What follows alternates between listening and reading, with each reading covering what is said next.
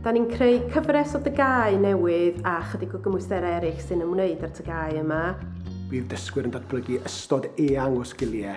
A'n slogan ni i'r cymwysterau yma yw yn arbennig i Gymru yn barod i'r byd. Da ni yn canolbwyntio ar 17 o gymwysterau a mae rhain yn cyffwrdd a phob un o'r meysydd dysgu a phrofiad o fewn y cwricwlwm y Gymru. Da ni wedi gwneud yn siŵr bod cynnwys ar draws yr holl bynciau yn gyfoes, yn fwy perthnasol i grŵp fwy eang o ddysgwyr, a hefyd wneud yn siŵr bod yr asesu yn gyfredol ac yn deg.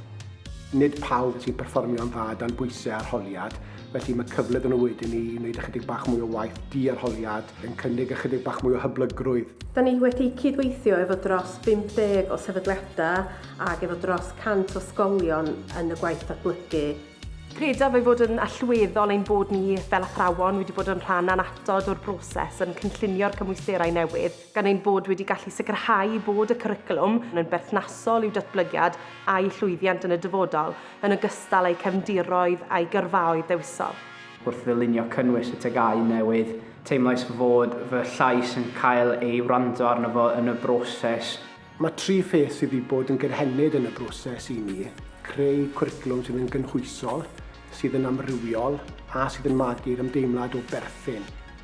Da ni wedi gweithio'n agos efo DAPL trwy'r broses a gathon ni ati i gyflogi ymgynghorydd gwrthhiliaeth arbenigol a mae hi wedi helpu yn y gwaith datblygu. Rydym yn byw mewn cymunedau sydd wedi newid dros amser a mae hynny'n allweddol i ddysgwyr i ddeall. Byddwn bod ni'n gallu deall y gwahaniaeth rhwng gwahanol bobl a wrth gwrs magu'r parch rhyngddyn nhw.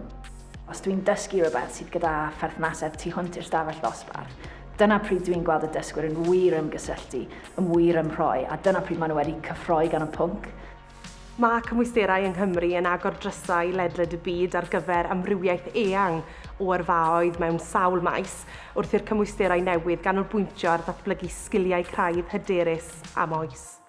Mae'r cymwysterau yma wedi cael ei datblygu yn arbennig i Gymru, ond yn paratoi dysgwyr i fod yn barod am y byd.